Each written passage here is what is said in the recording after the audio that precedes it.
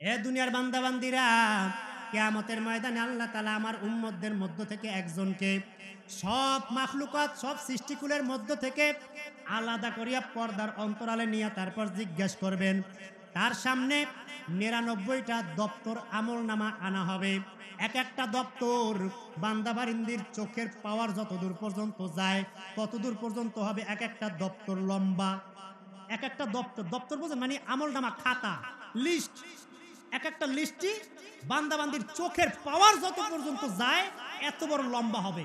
এইরকম একটা না দুইটা নয়, ৯৯টা দপ্তর আল্লাহ পাক রব্বুল আলামিন বান্দাবান্দির সামনে হাজির করে দিবেন।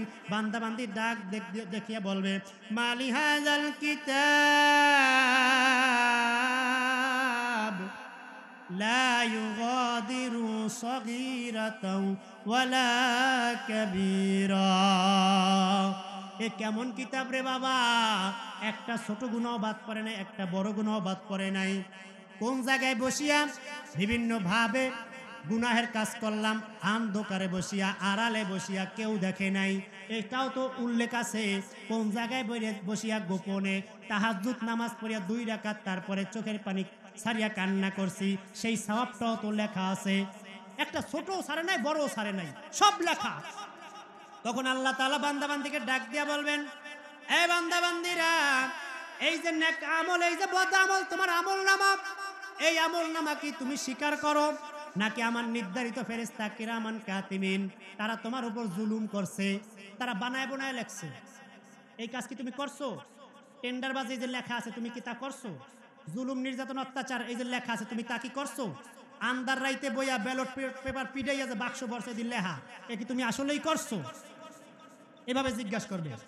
তখন বান্দাবান্দি নিরুপায় হইয়া বলবে, আয় মালিক, এখানে যা কিছু লেখা আছে আমি সব করছি, আমি সব কিছু করছি। তখন আল্লাহ বান্দাবান্দিকে ডাক দিয়ে বলেন, বান্দাবান্দিরা, আজকের এই দিনে তোমার পক্ষে কিছু পেশ করার মতো আছে কিনা? তোমার কাছে কিছু আছে পেশ করার মতো? তাহলে বের করো। কারণ আজকে দুনিয়াতে তো কেউ কারো নামে যদি কোনো বিচার বসায় তাহলে সাক্ষী হাজির করো, নাকি? সাক্ষী হাজির করতে হয় না? তুমি নির্দোষ পাবা কিভাবে? সাক্ষী হাজির করো। তখন আল্লাহ তাআলা বলেন, তাহলে তুমি কিছু পেশ করো। ডাক দিয়া বলবে, মালিক, আজকের এই কঠিন মুসিবতের দিনে একমাত্র তুমি ছাড়া আমার কেউ নাই। দুনিয়াতে বসিয়া আমার ভাইয়ের অভাব ছিল না, আমার নেতা কর্মীর অভাব ছিল না, আমার ছোট ভাই বেরাদের কোনো অভাব ছিল না। আমার ডাক দিলে 100 হুন্ডা 5 মিনিটের মধ্যে হাজির হয়ে যাইতো। আজকের এই কঠিন মুসিবতের দিনে তো কেউ নাই। মালিক, দুনিয়াতে বসে এত আকাম কুকাম করলাম, এত জুলুম, নির্যাতন, অত্যাচার করলাম, এত কিছু করলাম, সব আমার ক্ষমতার পাওয়ার ছিল। আজকের এই দিনে আমার কোনো ক্ষমতা নাই। আজকের এই দিনে একমাত্র তুমি সহায় সম্বল। আল্লাহ পাক রব্বুল আলামিন তখন ফেরেশতাদেরকে ডাক দিয়ে বলেন, ফেরেশতারা রে, একটা কাগজের টুকরা বের করবেন। আল্লাহ তাআলা কাগজের টুকরা বের করিয়া বান্দাবান্দিকে দেখাবে, এই বান্দাবান্দিরা, তোমার একটা আমল আমার কাছে আছে, ওইটার মধ্যে লেখা আশহাদু আল্লা ইলাহা ইল্লাল্লাহু ওয়া আন্না মুহাম্মাদান আবদুহু ওয়া রাসূল। আল্লাহর হাবিব পয়গম্বর আরবি নবী মুহাম্মদুর রাসূলুল্লাহ সাল্লাল্লাহু আলাইহি সাল্লাম বলেন, এই উম্মত, তখন আল্লাহ তাআলা এই কাগজটা পেশ করার পরে বান্দাবান্দি ডাক দিয়ে বলবে, আয় আল্লাহ, আমার এত বড় বড় ৯৯টা দপ্তর, এই ৯৯টা দপ্তরের সামনে সামান্য একটু কাগজের টুকরা কি এমন উপকার হবে? কি এমন উপকার হবে সামান্য কাগজের টুকরা? তখন আল্লাহ তাআলা ডাক দিয়ে বলেন, এই ফেরেশতারা, এই বান্দাবান্দির ৯৯টা দপ্তর এক পালায় রাখো, আর এই ছোট্ট কাগজের টুকরাটা এক পালায় রাখো। আল্লাহর হাবিব ডাক দিয়ে বলেন, উম্মত, এই কাগজের ছোট্ট টুকরাটা রাখার সাথে সাথে ৯৯টা দপ্তরের পাল্লা হালকা হয়ে যাবে। কুল বিফাদলিল্লাহি ওয়া বিরহমাতিহি ফাবিযালিকা ফালইফরাহু হুয়া খায়রুম মিম্মা ইয়াজমাউন।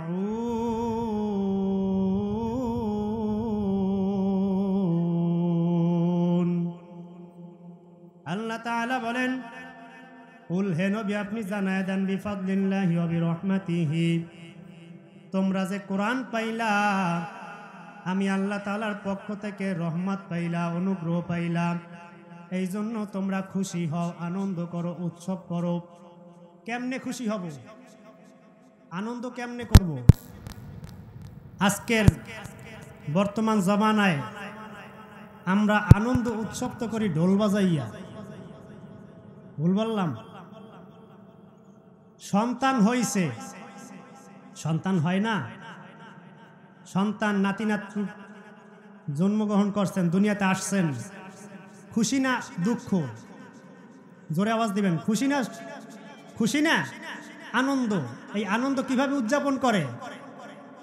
বাজার থেকে বক্স ভাড়া করে আনে, বাস ডিজে পার্টি। কথা বলে না, ঠিক কিনা? তারপরে এই নাতি নাতকুর ছেলে সন্তানের মুসলমানি করাবে, তখনও কি আনন্দ। কিভাবে উদযাপন? আনো আবার ডিজে পার্টি, ঠিক কিনা? যাই হোক, আবার এই ছেলে সন্তান যখন বড় হবে, ছেলে মেয়ে বিয়ে শাদী দিবে, খুশি না দুঃখ? খুশি না আনন্দ? আবার ডিজে পার্টি, ঠিক কিনা? আমাদের বর্তমান সমাজে এখন আনন্দ উৎসব করে আমরা ডিজে পার্টি দিয়া, কথা কয় না। অথচ আল্লাহ তাআলা বলেন, আমি আল্লাহর পক্ষ থেকে রহমত পাইলা, অনুগ্রহ পাইলা, এখন তোমরা কি করবা? আনন্দিত হও। কেমন আনন্দ? আল্লাহ তাআলা বলেন, কুল বিফাদলিল্লাহি ওয়া বিরহমাতিহি, হে দুনিয়ার ইমানদার, আমি আল্লাহর পক্ষ থেকে রহমত পাইছো, অনুগ্রহ পাইলা, এবার আনন্দিত হও। কেমন আনন্দিত হইবা? তোমার কুদরতি, আমি আল্লাহর কুদরতি কদমে কপালটা নোয়া দাও, শুকর আদায় করো। আজকে আমাদের মধ্যে শুকর গুজার নাই, না শুকর বান্দা আমরা, ঠিক কিনা? আমরা আমাদের মধ্যে শুকর গুজার আছে? আজকের এই অঞ্চলের জন্য এই মাহফিলটা একটা বরকত, আল্লাহর পক্ষ থেকে একটা রহমতের, কিন্তু আমরা এই রহমত বরকত পাইয়াও এখান থেকে আমরা রহমত নিতে পারতেছি না, এ থেকে বঞ্চিত, ঠিক কিনা? হ্যাঁ দুনিয়ার ইমানদার, আজকে আমরা সম্পদ কামাই করার জন্য পিছনে পড়ে রইলাম, ধন সম্পদ অর্জন করার জন্য আমরা পাগল হয়ে রইলাম। অথচ আল্লাহ তাআলা জানায় দেন, হুয়া খায়রুম মিম্মা ইয়াজমাউন।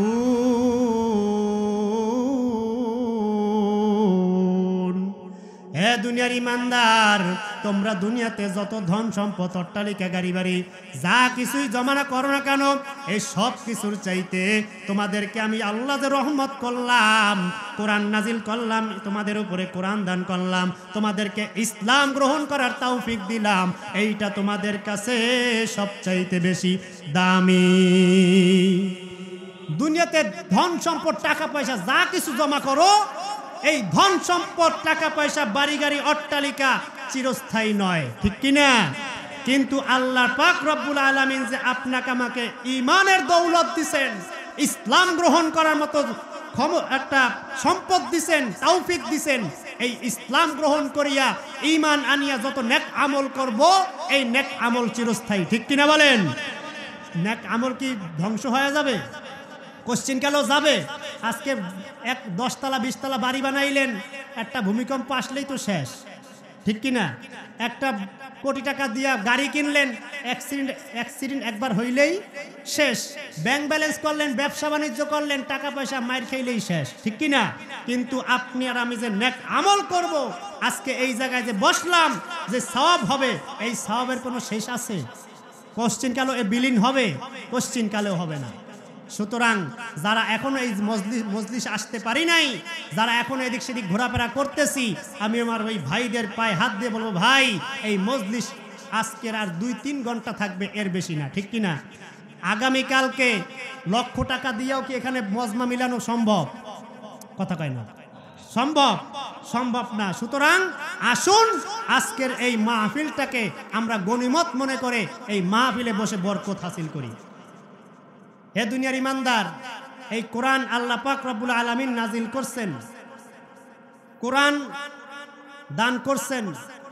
এই কোরআনের শ্রোতা 3 প্রকার। কয় প্রকার? 3 প্রকার শ্রোতা।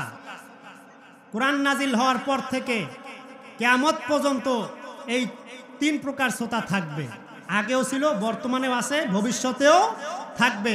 1 নাম্বার শ্রোতা, যারা এই কোরআন শোনার পরে এই কোরআন শোনার পরে তারা অন্য মানুষদেরকে কোরআন শুনতে দেবে না, বাধা দিবে। তারা কাফের। তারা কি? কাফের।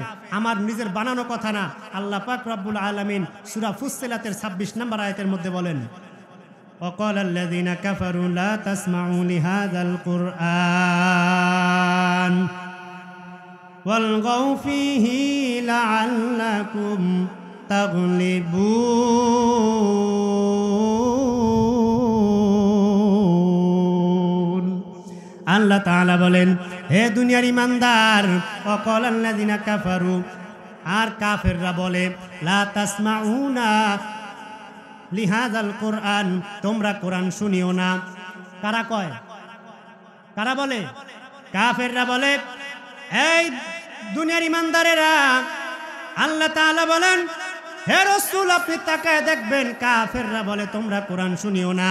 কারণ কাফেররা ভালো মতো বুঝছে এই কোরআন যে আল্লাহ পাক রব্বুল আলামিন নাজিল করেছেন সেটা সত্য কিতাব, ঠিক কি না? এই কোরআনের মধ্যে কোনো ভুল আছে? কোনো সন্দেহ আছে? কোনো সন্দেহ নাই।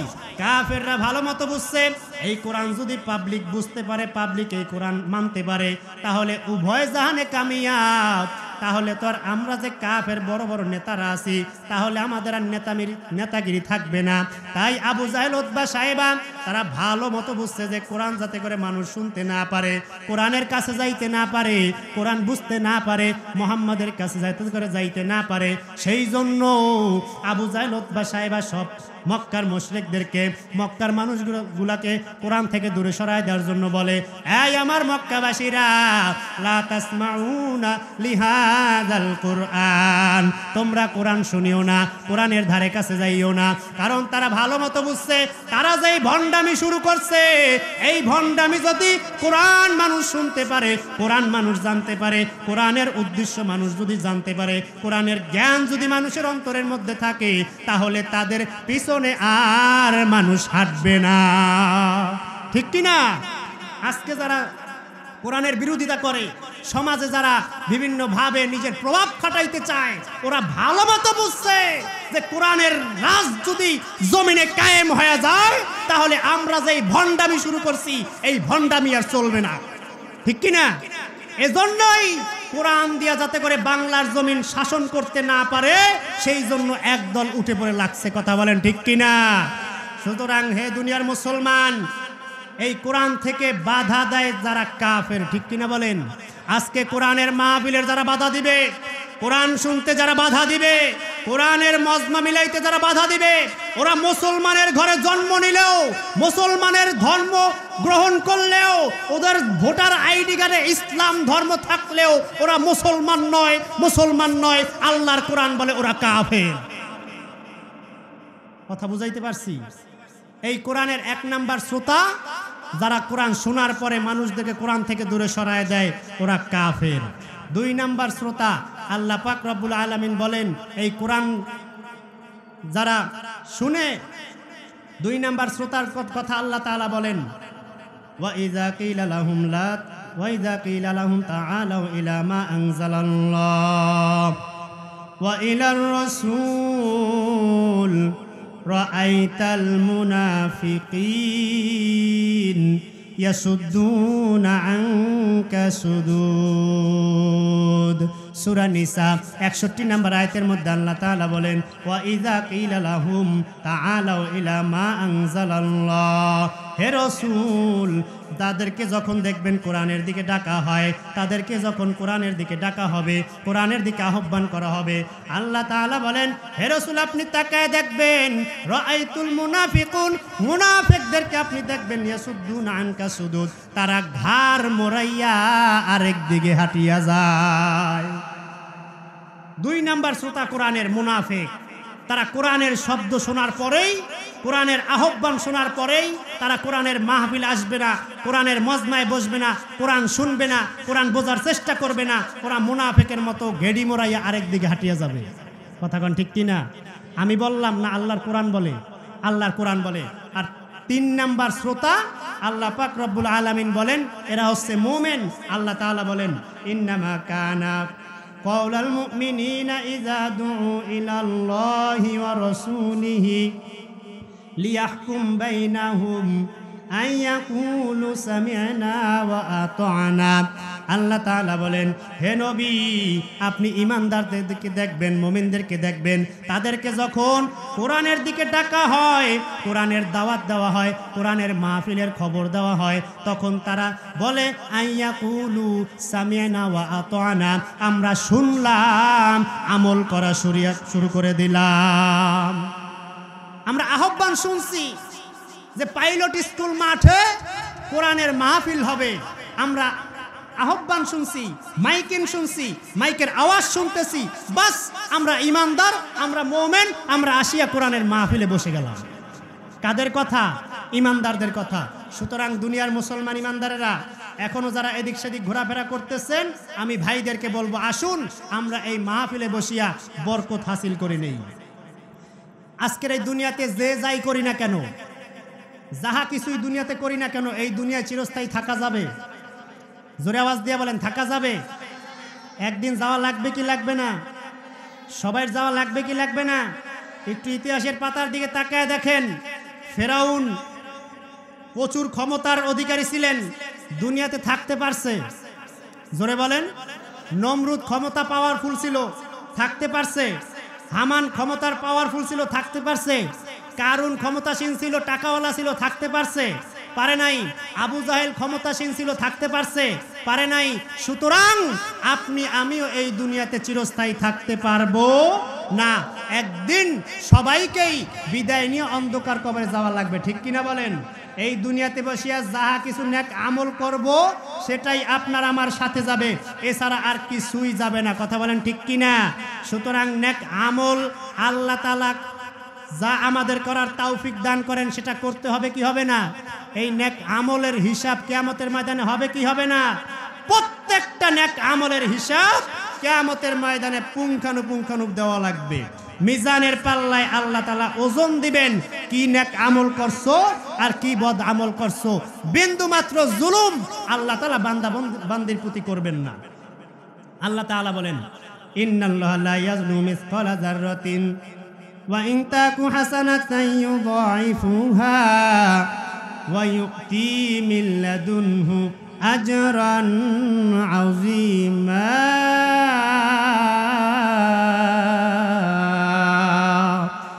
ধরে বলেন আল্লাহু আকবার। আল্লাহর নাম নিতে কি অ্যালার্জি? পুলিশে মাইরের পিটার ভয়? কেস হইবে? মারবে কেউ আইসা? আল্লাহর বান্দা, আল্লাহর আওয়াজ উচ্চ হবে। কথা কোন ঠিক কিনা? আল্লাহর জমিনে আল্লাহর নামের আওয়াজ উচ্চ হবে না নিচে হবে?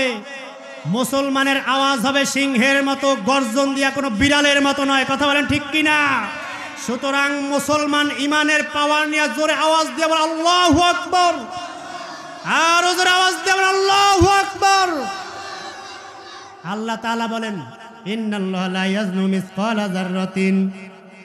এ দুনিয়ার ইমানদার বান্দা বান্দিরা, আমি আল্লাহ তাআলা তোমাদের উপর বিন্দু পরিমাণ জুলুম করব না।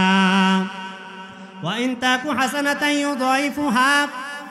হে বান্দা বান্দিরা, একটা নেক আমল যদি করো, আমি আল্লাহ তাআলা সেটাকে বহু গুণে বাড়ায়া দেব। শুধু বাড়াইয়াই ক্ষান্ত হব না।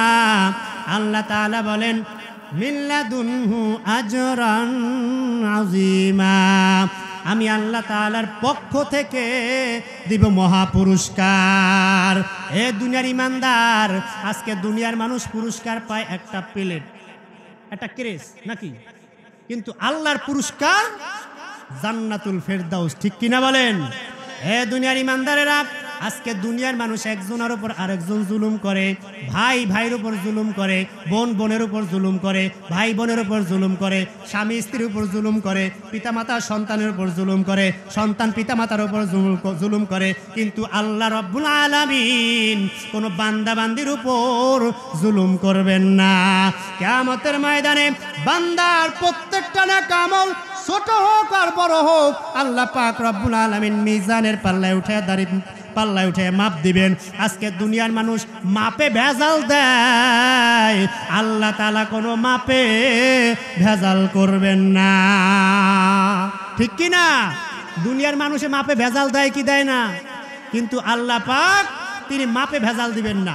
আল্লাহ তাআলা বলেন ওয়ানাদাউল মাওয়াজিনাল কিসত লিয়াউমিল কিয়ামা ফালা তুযলামু নাফসুন শাইআ ওয়া ইন কানা মিসকালা হাববাতিন মিন খারদালিন আতাইনা বিহা ওয়া কাফা বিনা হাসিবিন।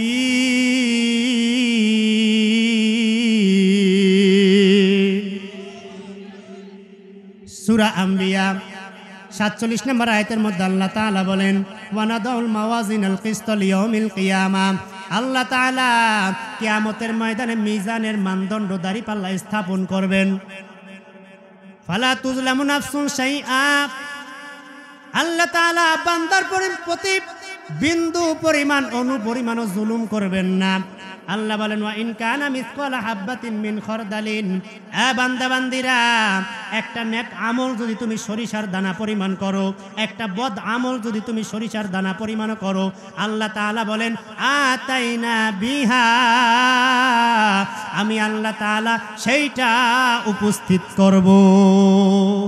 কি করবে? জোরে বলেন কি করবে?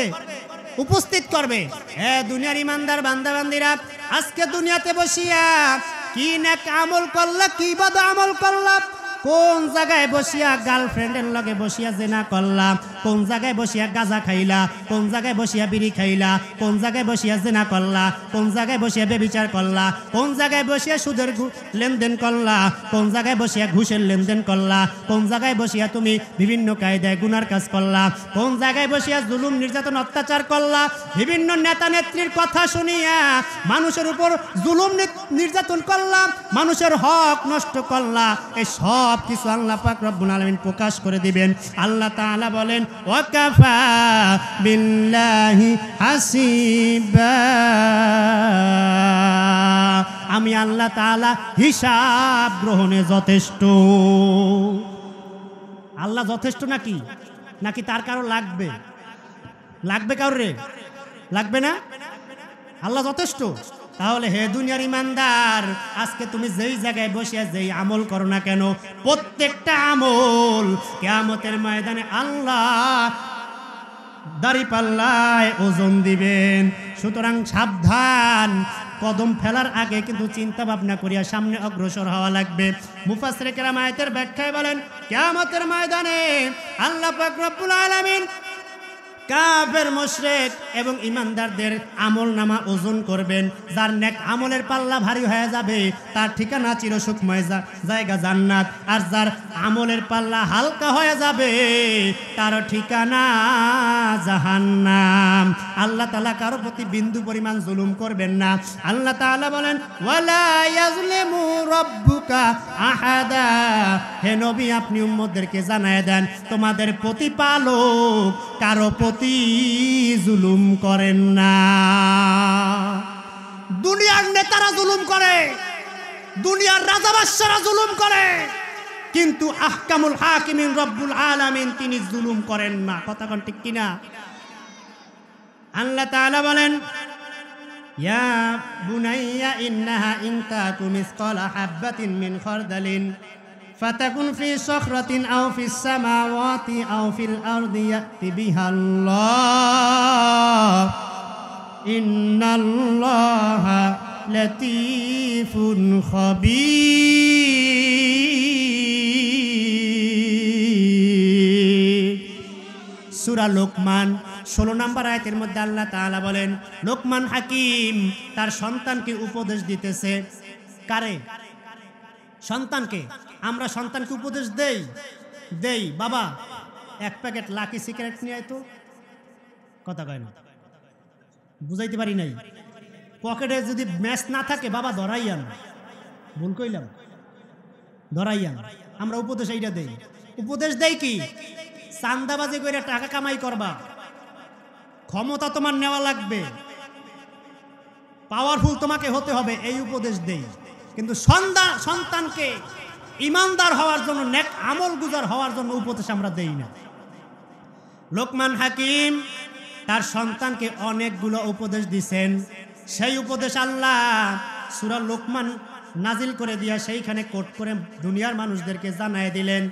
লোকমান হাকিম সন্তানটাকে উপদেশ দেয়, ইয়া বুনাইয়া, হে সন্তান, ইন্নাহা ইন তাকুম মিসকালা হাববাতিন, হে সন্তান সাবধান, নেক আমল করো আর গুনাহের কাজ করো।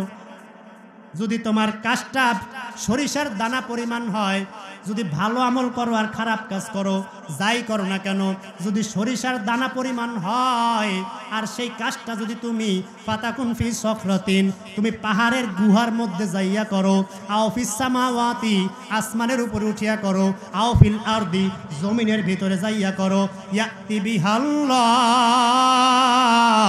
আল্লাহ তাআলা কিয়ামতের ময়দানে হাজির করবে।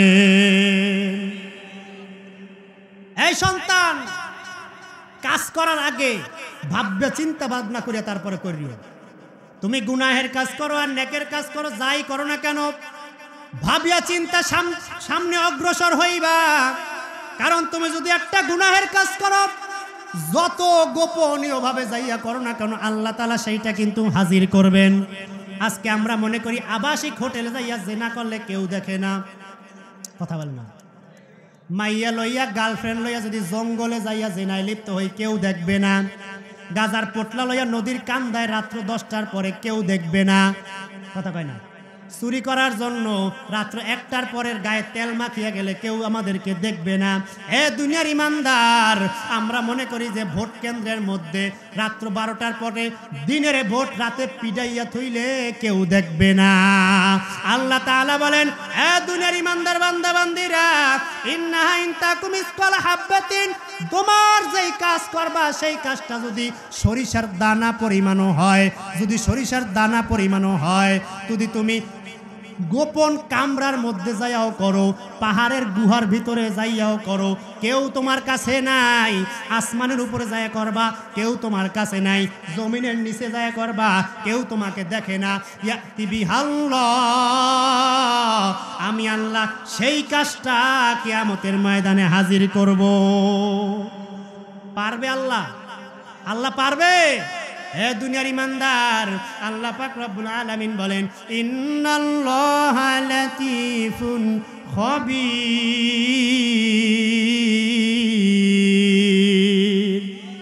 তোমরা যা কিছু করো না কেন, যেই আল্লাহ সব দেখি। আল্লাহ দেখে, আল্লাহ দেখে।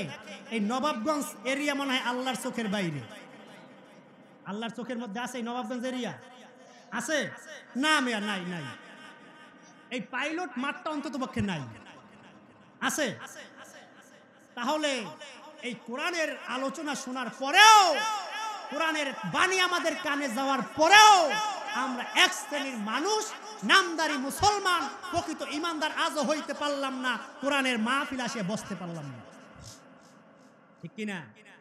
নেক আমল অর্জন করার জন্য আমরা আসতে পারলাম না, গল্প গুজবে বিভিন্ন কায়দায় চাটকি চাটামিতে ব্যস্ত, কথা বলেন ঠিক কিনা? অথচ আল্লাহ তাআলা বলেন, বান্দা বান্দিরা, তোমরা যা কিছু করো না কেন, যেই জায়গায় বিয়া যা কিছু করো, আমি আল্লাহ সব কিছু দেখি, সব খবর আমি আল্লাহর কাছে আছে। এ দুনিয়ার ইমানদার বান্দা বান্দিরা, আল্লাহ পাক রব্বুল আলামিন বলেন, ফা আম্মা মান সাকুলাত মাওয়াজিনুহু ফাহুয়া ফি ঈশাতির রাদিয়া ওয়া আম্মা মান খাফফাত মাওয়াজিনুহু আল্লাহ তাআলা বলেন, এ দুনিয়ার ইমানদারেরা, যাদের নেক আমলের পাল্লা ভারী হয়ে যাবে তাদের জায়গা চিরসুখময় জায়গা জান্নাত, আর যার গুনাহের পাল্লা ভারী হয়ে যাবে তার ঠিকানা হাওয়া জাহান্নাম। কোথায় কোথায়? কথা বোঝা যায়? আমার ভাষা বুঝেন? নেক আমলের পাল্লা ভারী হইলে কোথায় যাওয়া যাবে? জান্নাতে। আর নেক বদ আমলের পাল্লা ভারী হইলে জাহান্নামে। এ দুনিয়ার ইমানদারেরা, আজকে বলতে পারেন, হুজুর নেক আমল, এই যে এখানে আমরা বসছি, সওয়াব হইতাছে, সব তো দেখা যায় না। দেখা যায়? সব দেখা যায়? এই যে কোরআন তেলাওয়াত করলাম, সব হইছে না গুনাহ হইছে? সব তো দেখি না। অনেকে বলে, যাহা দেখি না দুই নয়নে, তাহা আবার আল্লাহ মিজানের পাল্লায় ওজন দিবে কিভাবে? যেই বস্তু দেখা না যায় ওই বস্তু মাপা যায়? কথা বোঝেন না? মাপা যায়? কয়েকটা মাপা যায় না। এই প্রশ্নের জবাব আধুনিক বিজ্ঞান আমাদের জন্য সহজ করে দিছে না। কিভাবে? এই যে আমরা অক্সিজেন গ্রহণ করতেছি, অক্সিজেন দেখা যায়, এই বাতাস গ্রহণ করতেছি দেখা যায়, দেখা যাচ্ছে না, কিন্তু এইটা ওজন আধুনিক বিজ্ঞান বের করে দেখাইছে না। গ্যাসের সিলিন্ডারের মধ্যে গ্যাস দেখা যায় কিন্তু ওজন আছে। তারপরে এই যে করোনা গেল 2 বছর আগে, এই করোনা কেউ চোখ দিয়ে দেখছে? অনুবীক্ষণ যন্ত্র লাগাইয়া মেশিন লাগাই তারপর দেখা লাগে। এইটাকেও তারা পরিমাপ করে দেখাই দিছে, ঠিক কিনা? সুতরাং যেই আল্লাহ পাক রব্বুল আলামিন মানুষকে বানাইলেন, সেই মানুষ মেশিন আবিষ্কার করিয়া গবেষণা করিয়া তারপর ক্ষুদ্র থেকে ক্ষুদ্র বস্তু, ক্ষুদ্র থেকে ক্ষুদ্র বস্তুটাকে ওজন করিয়া দেখাই দিতে পারলো। সেই মানুষকে যেই আল্লাহ বানাইছে সে বুঝি পারবে না? কথা কেন? সে বুঝি পারবে না? পারবে। সুতরাং কিয়ামতের ময়দানে প্রত্যেকটা আমল মিজানের পাল্লায় ওজন দেওয়া হবে। সুতরাং কে কি নেক আমল করি, কে কিভাবে কাজ করি, কে কোন ভাবে চলাফেরা করি, আমার কাজটা কি শরীয়ত অনুযায়ী হয়, নবীর আদর্শে হয়, রসুলের জিন্দেগি অনুযায়ী হয়, সুন্নত মাফিক হয়, আল্লাহর মর্জি মাফিক হয় কিনা, নাকি বিভিন্ন কায়দায় কুফরি মতাদর্শ অনুযায়ী আমার জীবন পরিচালনা করতেছি, চিন্তা ভাবনা করিয়া তারপর সামনে আগানো লাগবে। কথা বলেন ঠিক কিনা? এ দুনিয়ার মানুষ আল্লাহ পাক রব্বুল আলামিন বলেন, ফামান ইয়ামাল মিসকালা যাররাতিন খায়রান ইয়ারা ওয়া মান ইয়ামাল মিসকালা যাররাতিন শাররান ইয়ারা। যাররা পরিমাণ যদি তুমি নেক আমল করো সেইটাও তুমি দেখতে পাইবা, যাররা পরিমাণ গুনাহের কাজ করলে সেইটাও তোমার সামনে হাজির করা হবে। আল্লাহ পাক রব্বুল আলামিন বলেন, মান জাআ বিল হাসানাতি ফালাহু আশরু আমসালিহা ওয়া মান জাআ বিসাইয়্যাতি ফালা ইউজা ইল্লা মিসলাহা ওয়া হুম লা ইউযলামুন।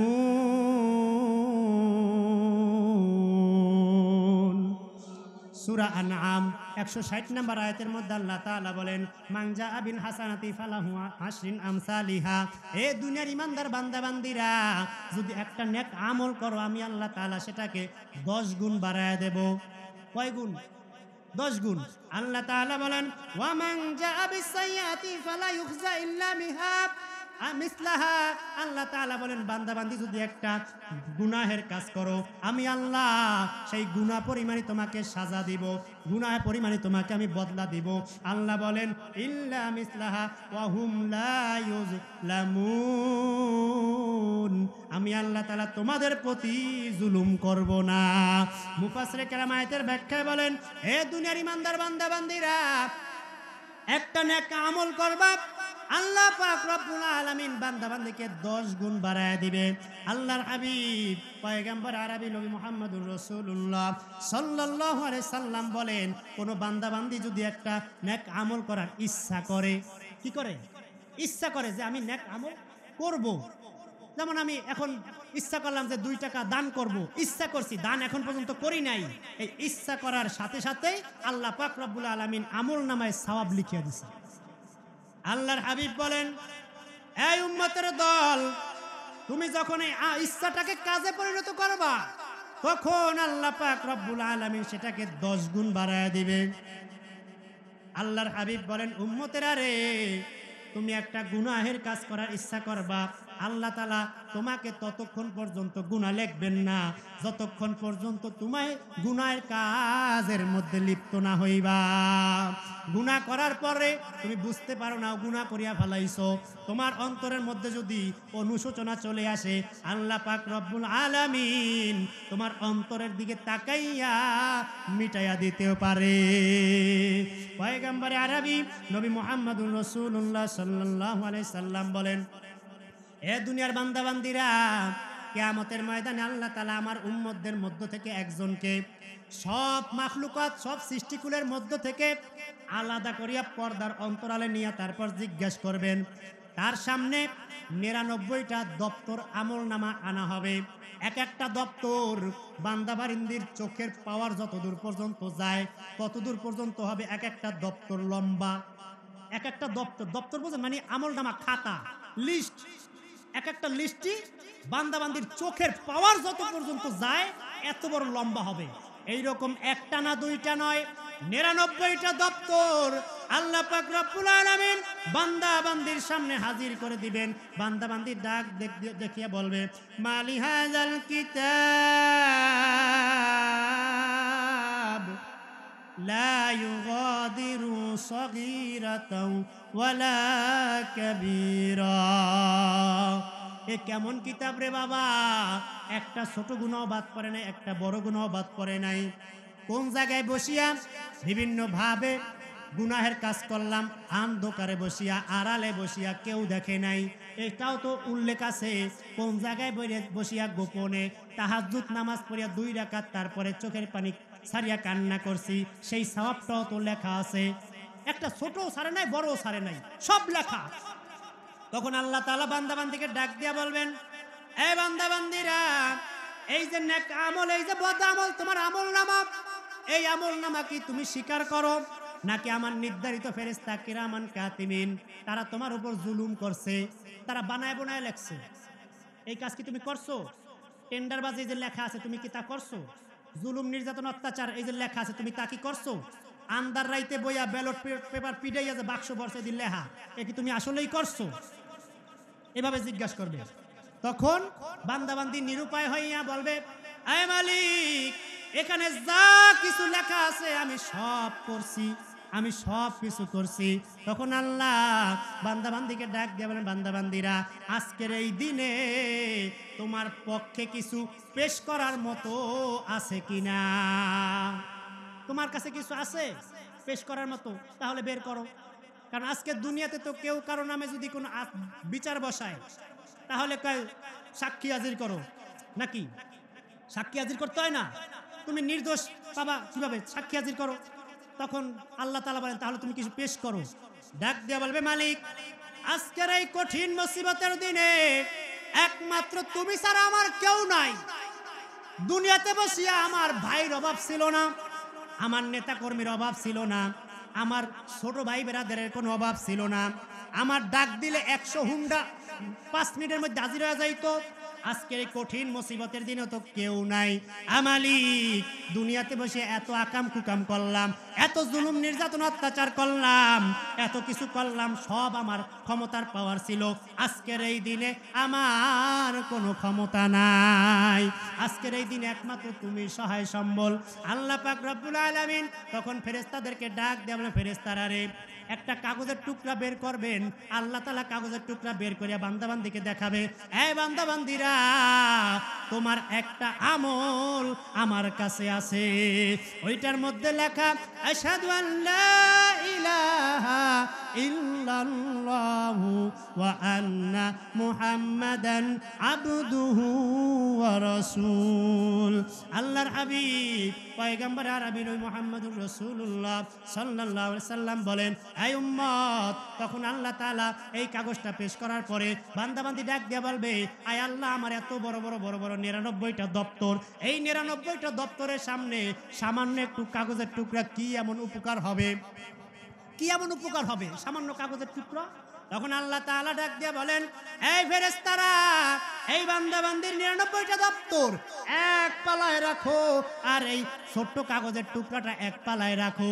আল্লাহর হাবিব ডাক দিয়ে বলেন, উম্মত, এই কাগজের ছোট্ট টুকরাটা রাখার সাথে সাথে 99টা দপ্তরের পাল্লা হালকা হয়ে যাবে। এ দুনিয়ার ইমানদার, সুতরাং নেক আমলের অনেক দাম, অনেক দাম, অনেক দাম। আজকে আমরা সেই নেক আমল করতে চাই না।